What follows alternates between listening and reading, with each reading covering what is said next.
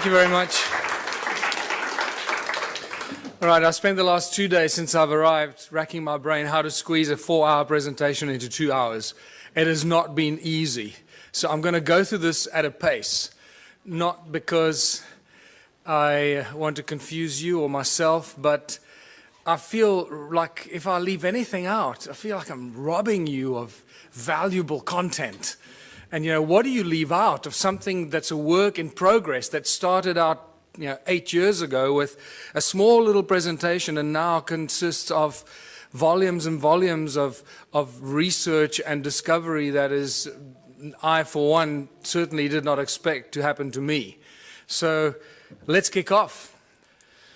We connect to the morphogenic field and realize that the resonance is the morphogenic, is the substance of the morphogenic field and plays a very important role in, spooky action at a distance that scientists are still trying to wrap their heads around. How does this all work? And this is where I realized that if we don't learn something from this ancient civilization and apply it today, it's going to be completely wasted. So I realized that these people lived for long, extended periods of time without money. And it was Kerry Cassidy, when she first came to visit me 3 years ago, she suggested to me, you know what, you should start a political party. Because when you start sharing this information, it's not going to go down well, and you need to create a platform of credibility and protection. So I did that. And the UBUNTU Liberation Movement has now been registered as a fully fledged political party in South Africa, and I'm going to be running for president next year. That's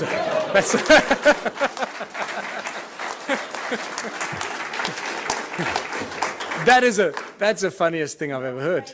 But it's true. I just realized, hey, we're running, yeah. And then somebody said, so does it mean you're running for president? I had to do a double take. Oh, shit, yeah. I guess it means that, yeah. We're just trying to cause trouble. We're just trying to inject the virus into the organism, but it has some really spectacular side effects or things that we have to do. So we are all born on this beautiful planet, and we're all born free. And yet, we cannot move around freely. We cannot live where we choose to. We have to follow rules and laws that we didn't agree to when we were born. We have to work to pay taxes and to earn this thing called money. We didn't agree to that either when we were born. We didn't agree to be given a number and be treated like a corporation. We are living, breathing human beings. We're not numbers of infinite soul and flesh and blood. And yet that's not how we're being treated. The restrictions on humanity are endless, and they're getting worse by the day. The current situation is very simple. Every socio-political system has failed us. This is why we're in this mess. Otherwise, we wouldn't be talking about this stuff, right? If it was hunky-dory. Humans everywhere live in misery. There seems to be no happy outcome to the political and economic mess of the planet. Every year, every month, it gets worse. More poverty, more hunger, more homelessness, more misery. The global economic collapse is imminent. The fact that we still have a global economic system is actually miraculous, but it is a clear indication how powerful those individuals are that control the global economy. They have infinite power as it is now. Only us, only we can do something about it. And there's some simple things that we can do about it to change everything about our lives and how we continue living as living, breathing human beings and not numbers and corporations or fictional entities. 1/3 of the world's food goes to waste. This is spectacular. What kind of creatures have we become that we deny 1/3 of the global population food because they don't have money? We don't hand it out, we dump it, we destroy it because we can't give it to them for free. They need money, they need to work, lazy bastards. Do some work, go get a job, become a respectable member of society, get a job. We don't need jobs. It's the last thing we need. Every time I hear politicians say, we're going to create jobs, I sense shivers down my spine. It's the last thing we need. Busyness. Keep you busy, running around, forgetting what you should be doing, what kind of life you should be living. It's all encoded in the language that we use. How did it get so bad? This is where we get back to what we've just been to, the ancient civilizations. A small group of royal political families and the banking elite families took control of the world. This didn't happen last year or 100 years ago. This happened thousands of years ago, people. It started with the Sumerians about 6,000 years ago in the Middle East, in Sumeria. When the Sumerian tablets tell us, when kingdom was lowered to earth from heaven, that's why I pointed it out to you. They tell us, kingdom was lowered to earth. Suddenly we see these priest kings appear out of nowhere. How did these guys suddenly take on this higher than thou, situation? Who the hell are they? Where did they come from? Oh, people lived happily, and suddenly one guy said, hold on, I'm going to be your king. You're going to have to work for me and pay taxes. Screw you, buddy. I don't know. So how did these priest kings in ancient times become so powerful? Because they were appointed by the gods. I'm not talking about God with a big G here. I'm talking about the gods with a small g, these arrogant pricks that came here and disturbed us on this beautiful planet. And what happened next after they appointed the priest kings? The most spectacular, miraculous thing happened. These priest kings created money. Money is not part of natural evolution. This is a complete misunderstanding of human history. Anyone that teaches you that has not done their homework. Money was maliciously introduced in ancient times as a tool of enslavement, the absolute tool of enslavement, and we are feeling the worst brunt of it right now. We are the guys, we are the civilization, we are the people in the history of this planet right now that can make a change. It's up to us what we do with this information and how we move from here forward. Today there are three main banking families. There are arguably a few more, but the big ones, obviously, the Rothschilds, the Rockefellers, the Morgans, they control everything. They own all the banks in the world. How can I make the statement? Because they're the guys that bail out the banks when they go under. So they own them. It's simple, right? If you bail somebody out, you're going to own them. And you're not going to bail something out that you don't own, or at least that you don't control. So the World Bank, the IMF, the BI, the Bank of International Settlement in Basel, Switzerland, most people aren't even aware that there's a thing called the Bank of International Settlement. When they discover this, what? Wow, that's amazing. I hope they're good people. Can't they give us a loan? Remember, people, money doesn't exist. Okay, I'm going to get into this. Yes, did you want to say? What I don't understand is, you now say all the past history was rubbish and it was all evil, but still you want to run for government and president. I don't understand it. So okay. You believe in the system, but everything else is rubbish. No. I don't. No. Well, that's what you're actually saying. No. You're getting the wrong end of the stick. We created the we created the Ubuntu Liberation Movement. I'm going through it now. Just hold on. You'll understand where I'm going with this. Okay. There's going to be another point in time to ask questions. Okay. I discuss this because this is quite central for our understanding of who we are. Yeah. Okay.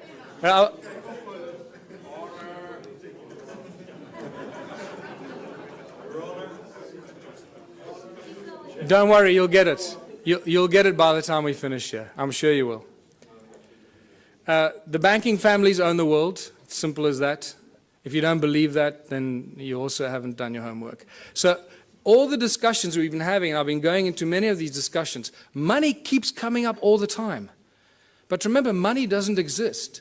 Money is just empty promises. There is no thing as money. In fact, for those of you that know, I've been actively involved in legal cases in South Africa against the banks. Not just the banks, against the central bank, the South African Reserve Bank, the Minister of Finance as well. I've even opened up a constitutional court case against the banks, the Minister of Finance and the Reserve Bank, which had an interesting ending. If we have time, we can talk about that. But it doesn't stop. 2 years ago, myself and a small group of other people, mostly Scott Kundell, started asking the banks certain questions. And we couldn't get answers out of them. And then we started doing research and realizing how it all works. And for the fractional reserve system, you all know that, or you should know that. And the fact that money doesn't exist. In fact, in the South African Bank Act, to my horror of horrors, and I was in court, and I was doing research to stand up and defend myself, because the only way we can do this is when you stand up in court and defend yourself. So we didn't use lawyers. I went there and I stood and defended myself against the most, highest paid lawyers money can buy. And not just one of them. I was alone in the court against a judge that you have to call my lord and bow down when you walk into the court, my lord. And you start realizing the cabal, ritualistic club that these people belong to. It's spectacular. They wear black robes. And you go there and call it, my lord, my lord. I thought I was going to cause trouble at first, but then I bit my tongue and I didn't do that. But what I found is that in the Bank Act in South Africa, and I'm sure the same goes for the rest of the world, there is no definition for the word money. There is, however, a definition for bills of exchange, promissory notes, and negotiable instruments. And I realized the banks don't work with money. The banks work with promissory notes, bills of exchange, and negotiable instrument. And those are called liquid because they have value. They are the liquid, valuable instruments, negotiable instruments, that banks work with behind the scenes. And this becomes really exciting and interesting. So we started realizing we could create promissory notes and bills of exchange and liquid negotiable instruments as soon as they have our signature on it. And we started doing some of this, just causing trouble. Anyway, it didn't get us very far because the judges didn't understand this at all. They thought we were just causing trouble with the courts. But nevertheless, what we managed to do in the 3 Supreme Court cases that I defended myself against these banksters, we managed to get very important things out of the lawyers or the bankers. They admitted to everything we accused them of. We accused them of breaking the contract law because they don't have what they pretend to loan. They don't have the money. Remember, in contract law, you can't lend something that you do not possess. So that was one of our arguments. So we said, well, the banks aren't actually banks because they don't own any money. And they admitted, yes, no, we don't own any money. So, okay, great. Judge, did you get that? And then we said, well, that means that you're an agent and you're not a banker, so you can't charge interest and you can't come after me because the contract is null and void. And then we realized that they securitize your signature. They sell every document you have, every document you sign with your signature on it and has a value on it is sold in a process called securitization. And this is a global industry. Global banking industry works with securitization. And they're very proud of it. They publish the securitization information on their websites. But then when you argue securitization in court, they deny it. They say, no, we don't know what you're talking about. No. And the judges don't go and do their homework because the judges are so blinded by the banks and the lawyers, they just follow. They just can't imagine that the banks could be lying. So they agree that they practice securitization. Well, first of all, they denied that there is anything called securitization. They accused us of being fanciful and making things up, and that they didn't have money to lend. We accused them of not having locus standi or any rights to start the action against you because they sell your documents and your contract to a third party called a special purpose vehicle. And that special purpose vehicle company is a third party that takes complete ownership of your property, your car, your credit card debt, your overdraft. Everything is securitized by the banks because they don't have money. That's how they make money for themselves. It's all shuffling paper and bookkeeping entries and selling empty promises. And this is how junk bonds are created, because once you haven't paid on your bond, 3 months after you haven't paid on your home loan, your bond, that goes stale. What the SPV does, they then claim insurance on it, and they file it. So the SPV gets paid, the bank has been paid the moment they sell your signature to them. Everyone's been paid, but you keep paying for your home loan for the next 30 years. The moment you stop paying, the bank comes after you, says you owe us money. There's a contract, my lord.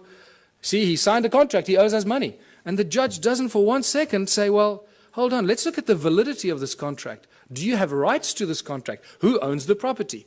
So this has now been exposed. We are this close in South Africa. Myself and Scott Kundle from New Economics Rights Alliance, we're this close from bringing down the banks. Yes. This close. Yes. So,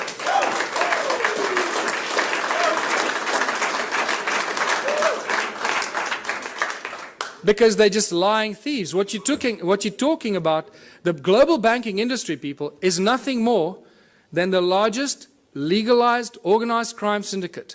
That's what it is. So they're a bunch of criminals. We've got to do something about it to stop it. So I've got 2 cases against the banks now. One of 5 counts of fraud, which they haven't argued any of the points. They've argued why I'm claiming all the money that I'm claiming. They're not arguing any of the points. And Scott Kundle has got a case with New Economics Rights Alliance, which has become the 3rd largest non-profit organization in South Africa in the last 6 months, about 160,000 members. He's launched a case of unconstitutionality against all the banks. We're about to launch criminal charges against the banks full-blown criminal charges, because the evidence is just becoming overwhelming. And all it's going to take now, one judgment. If there are any mathematicians here, you can see the complete insaneness of this. Out of thousands and thousands and thousands of court cases, people against banks, not one person has ever won a case against the banks. Just think about that. Clearly, this is stacked in favor of the banks. Clearly. And the judges are either paid off or they're too stupid to understand what's going on. But things have changed. We have a few situations in South Africa. We've had small victories where the banks withdrew. This is how clever they are. They withdraw before they get a judgment, or they abandon. So there isn't a precedent on the record. So you can't then go and argue the precedent. So they're very clever with this. But we're going to force them into a judgment because of what we're doing. And it's just going to take that first judgment, and then it's all over. The entire global banking system works on the same principles, and it's just going to be a domino effect. And we'll do what Iceland did, hopefully. Just reverse all the mortgage loans, reverse all the car loans, credit card, just reverse everything, because these thugs have stolen trillions from us and make us their slaves. And that's exactly what they do. And this is linked to our education system, because most people are indoctrinated into this way of thinking since childhood. Our education system has nothing to do with learning. It's really developed and funded by the banking families to condition humanity into following orders and respecting authority. They control the contents of all the textbooks and transfer of information. Our schools are really just indoctrination camps to brainwash our children to follow orders and to bow to authority. It's got nothing to do with learning, people. The money controls the legal system, as I mentioned already. And if you just look on the internet on a daily basis, you'll see that the economic collapse is just imminent. It's somehow being kept alive. The question is, and this is what I need to end on, because we can't keep talking about doom and gloom all the time. We need to talk about what are we going to do as a species? What are we going to do when it all collapses? And this is where the most exciting thing happens. And this is my message to everyone in the world. This is where the true humanity shines, and we realize how beautifully we can survive without money. We have to find a new system, because this system is broken. It doesn't work. We cannot continue doing what we've been doing for the past 6,000 years. That is insanity, and as you know, insanity is defined as doing something over and over again and expecting different results. So hopefully after 6,000 years we now have learned. Don't try and fix the current system. Change it completely. What is the one thing that we can do to change it? You know what that is. And this is where the Ubuntu Liberation Movement comes in. Join the movement. Realize it's a movement about higher consciousness. It's about breaking all the norms that we've been conditioned to believe, standing up to authority, and taking back what belongs to us, living, breathing human beings. The Ubuntu contribution system, I called it contributionism in 2005 when I first started writing about it. Completely new social structure, abundance for all. It's based on ancient knowledge when they didn't have money, where everyone contributes their natural talents or acquired skills for the greatest benefit of all in the community. It's a simple system. It comes with a lot of questions because we're so poisoned by capitalism, consumerism. It raises many questions instantly, but I've been through this thousands and thousands of times. I can already tell you what you're thinking, and I'm going to tell you what you're thinking just now. It goes back to the African roots called Ubuntu. All ancient cultures, in a way, shared this African system called Ubuntu. They have different names for it, but it always comes down to the same thing. It's amazing that the ancient cultures survived for thousands of years, not using money, and they thrived, as Foster Gamble would say. And they had a similar philosophy. If it's not good for everyone, it's no good at all. And that is a beautiful philosophy that I'd like to share with everybody, because I don't want to do anybody harm, and I don't want to do anything that's going to harm anyone because it does me good. I'm not interested in doing that. And this is why the whole Ubuntu contributionism system, the Ubuntu movement, is a movement of higher consciousness. It is for people moving into a new age, a new era of higher consciousness. Exactly that. So that's the virus we want to inject into the South African Parliament. Higher consciousness. Not because I want to run for president. In fact, if by some miracle I became president, and this was a question that was asked me in Durban last weekend at our first public meeting, so what are you going to do if you become president? I said, well, the first thing I'll do is I'll dissolve the government. just dissolve the whole government, just dismantle it, and give the power to the people, wherever they are, to start their own local communities, rewrite the laws. The laws we have are not written for the people, they're written for the corporations. Our inalienable rights, this is what I need to remind people of. And this is beautiful, because this is part of the ANC's Freedom Charter that they stood for over 100 years. Now, it's been very conveniently forgotten. And this has become the new Freedom Charter for the Ubuntu movement. The country belongs to the people. The land belongs to its people. The water, the minerals, the airwaves, doesn't belong to Vodafone, it belongs to the people. The forests and everything in the country belongs to the people.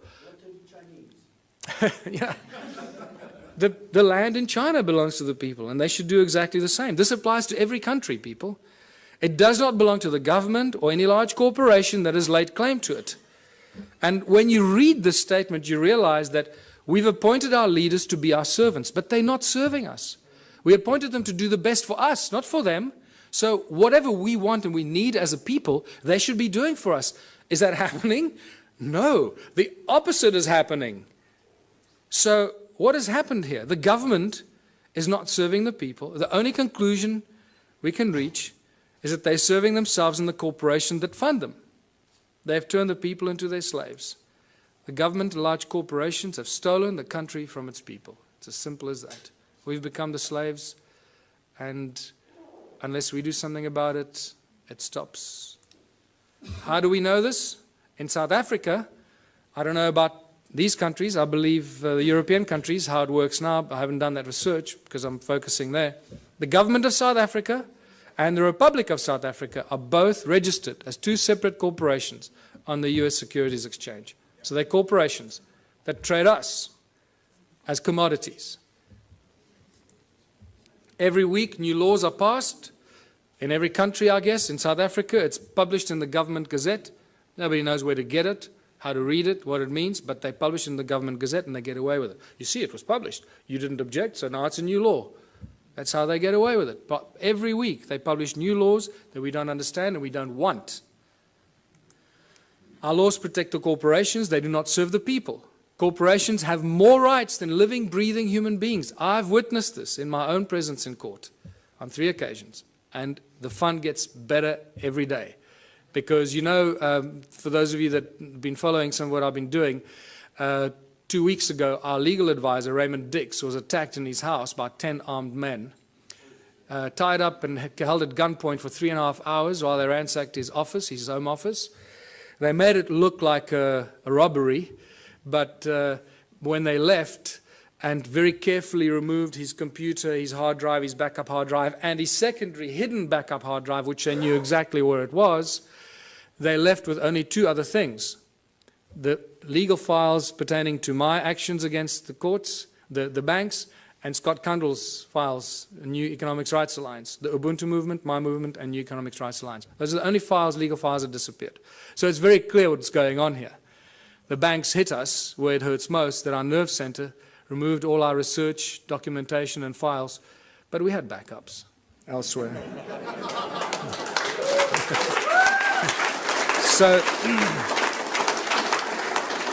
So now it's obvious, you know, if they take me out, they just created another martyr. So bring it on. I don't care. I know where I'm going. I'm going to sit on the right-hand side of Jesus.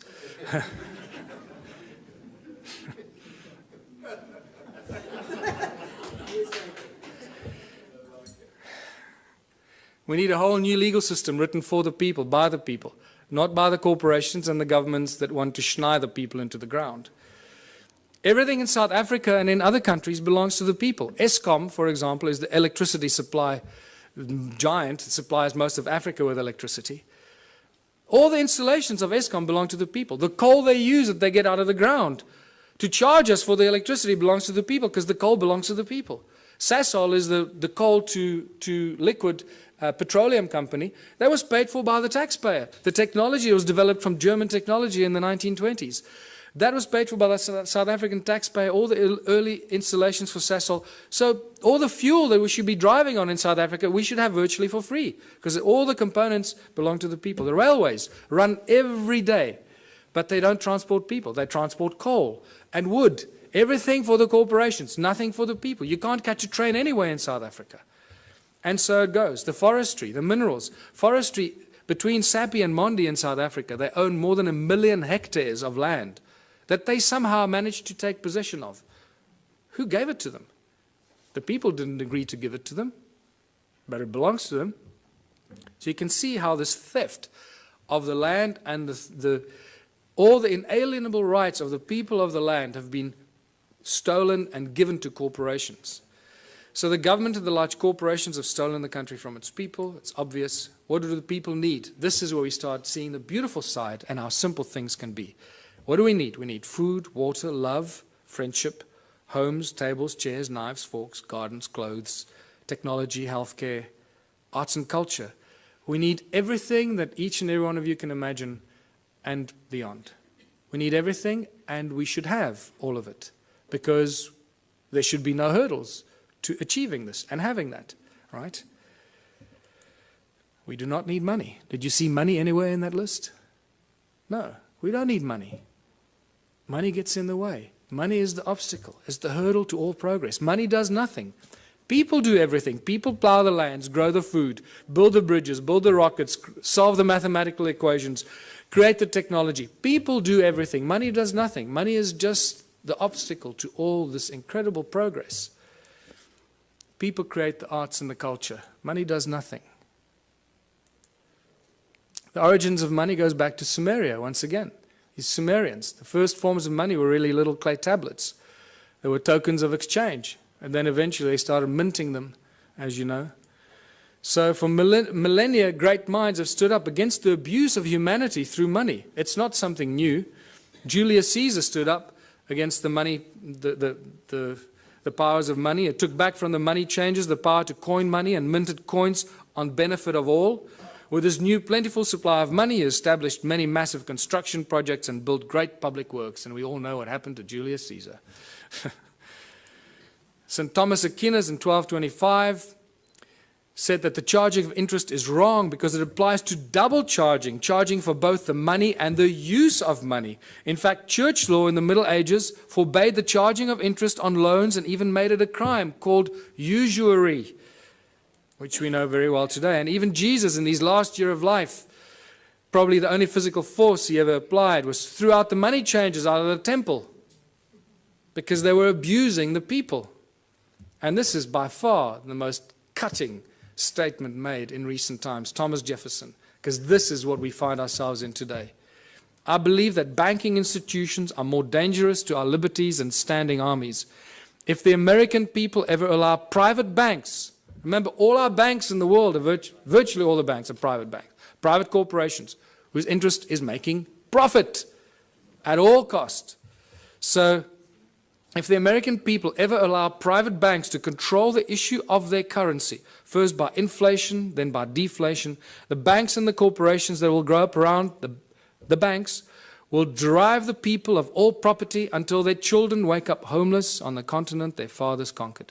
That's where we are standing today. All over the world, this is the situation we're in. Money is the obstacle to all progress. It does nothing for society. It is the absolute tool of control by those that control the issue and the printing of money. That's why when I say they own the world, they do. They literally, physically own the world and each of one of our asses. It prevents the natural flow of free energy. And that is very important to this weekend's activities here. Money prevents the natural flow of free energy. So I beg you, everyone present here, remember, it's about free energy, not I'm going to make $1 billion out of this energy. Give it away for free. It'll come back to you in ways you cannot imagine.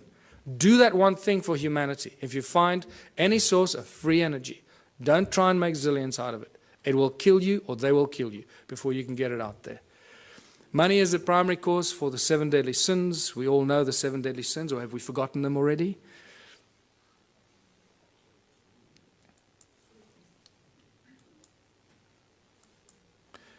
It's not the love of money. Many people ask, oh, it's just the love of money. Money, there's nothing wrong with money, man. It's just a form of exchange. You know, we're so poisoned that we try and argue for it. We try and defend it. That's how poisoned our minds have become. It's incredible.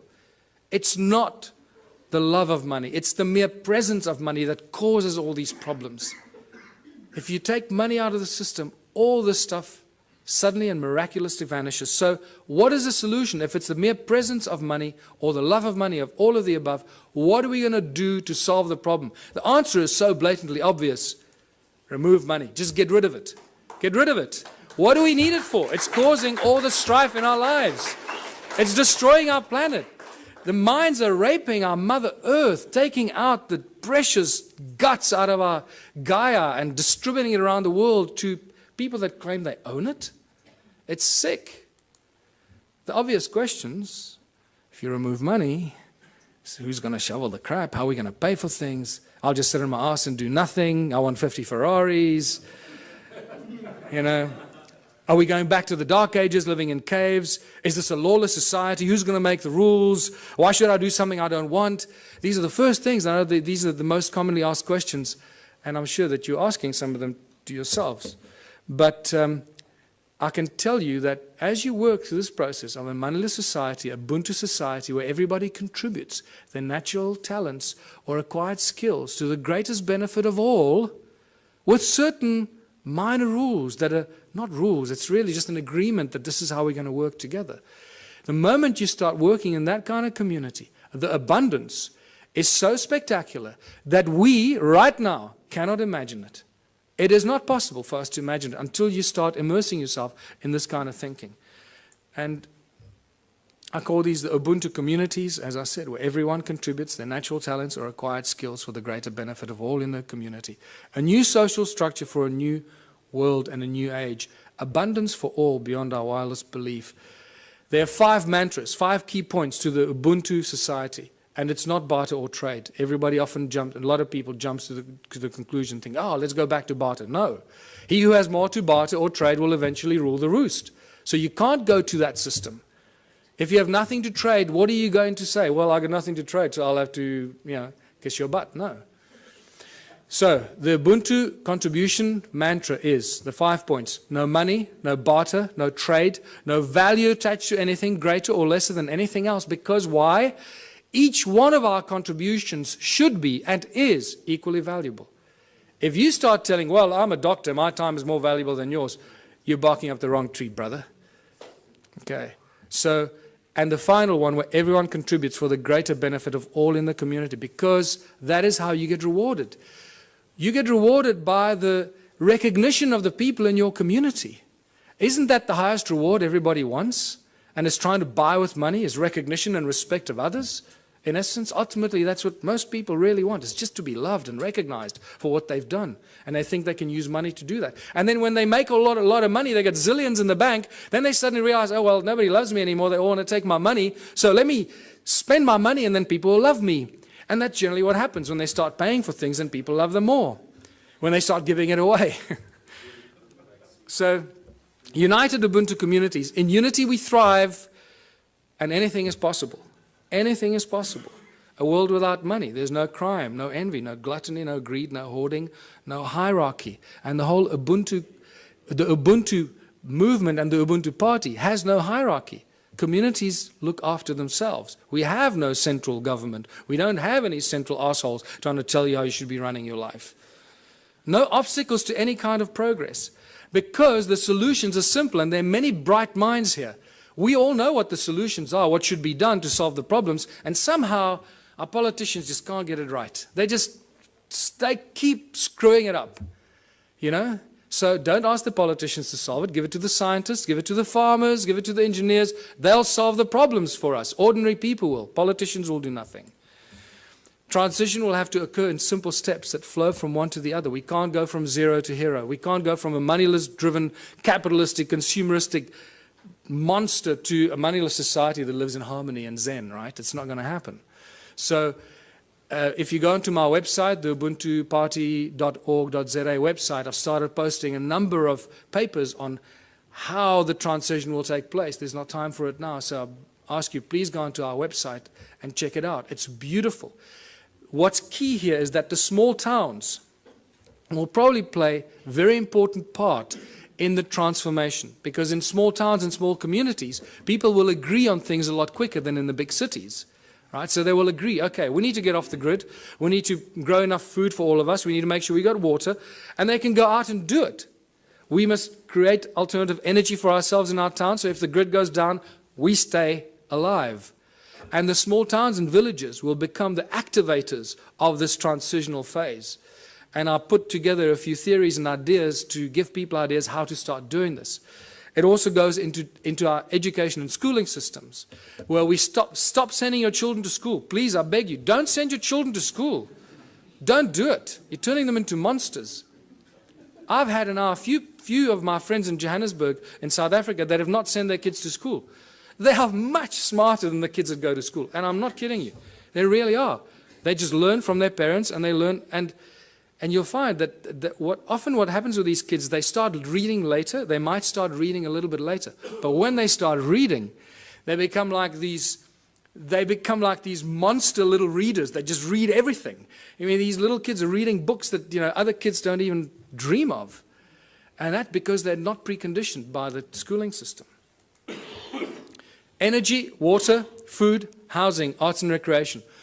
These are the things that small communities can take control of very, very quickly and establish it for themselves, make themselves go off the grid and be totally in control of their own destiny. And many, many community projects must be and should be attached to this activity. Absolute abundance on all levels. Once you start doing this, food, science, culture, community, abundance on all levels. Now I'm going to give you a small example. You've got to use your imagination here because there's not enough time now. We've got to finish off here. So imagine in a little town that I live. We got a river, we got a fish farm, we got a dairy farm, we got a bakery, we got a wood factory, a metal factory. The community starts to work in these projects. The whole Ubuntu thing means that, and contribution means that everybody must contribute 3 hours a week towards one of these community projects. That's all you have to do, 3 hours a week. A little town of 1,000 people. It's 3,000 hours a week. No municipality or town council can afford 3,000 hours a week salaries for people to do this work. Can you see how that's dramatically shifted the status quo and the equilibrium? How much we can produce if we just work for 3 hours a week on basic projects. Producing milk, cheese, butter, fish, breeding fish, baking bread, growing vegetables, and so forth.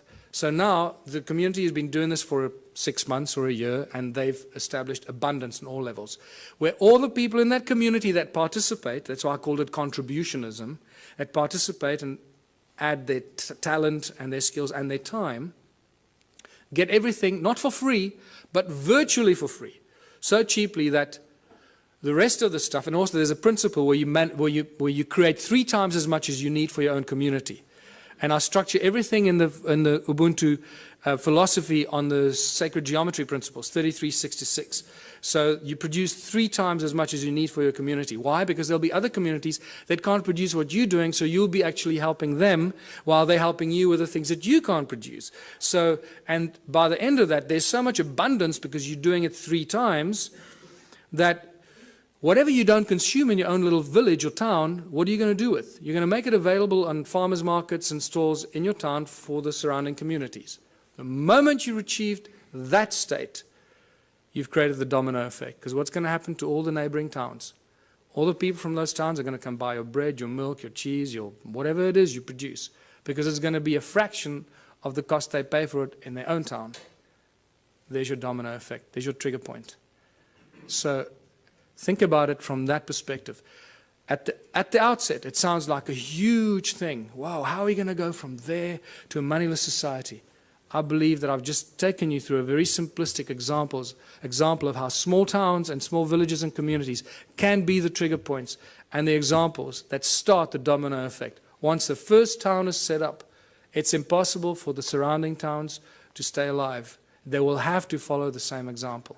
Otherwise, all their businesses will close down. And when they do close down, then they will follow your example. So either they will do it willingly or they'll be forced into it because of stupidity.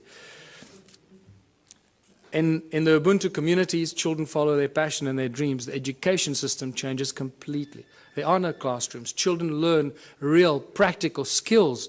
So by the age of 16, they've done everything. They've baked the bread. They've worked in nuclear laboratories. They've built rockets. They've built homes. They've created But they've built earth ships. They've planted seedlings and grown fruit, and they'll be so wise by the time you're 16 because you've had all this experience. You'll be smarter than all the professors in the world thrown together today. So,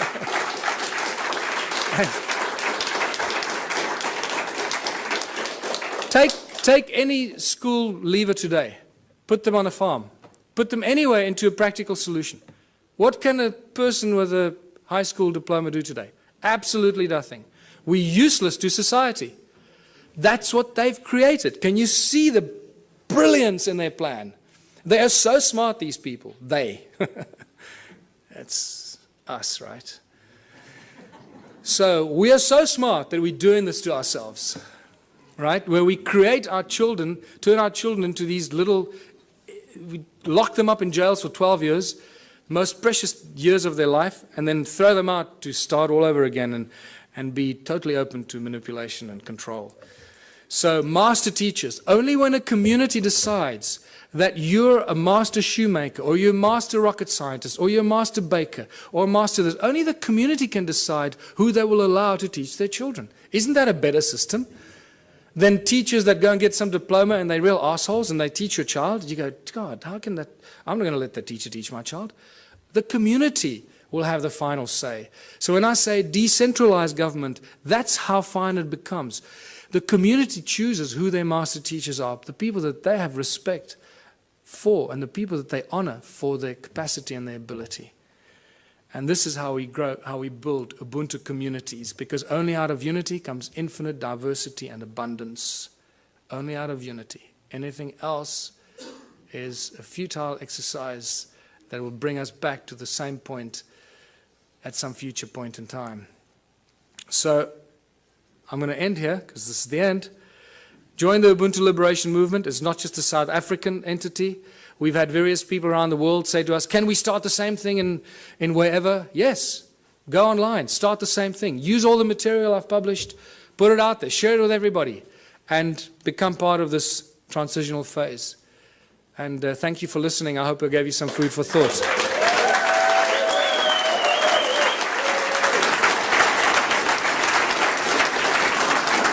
Thanks. Thanks very much. Please wait one moment.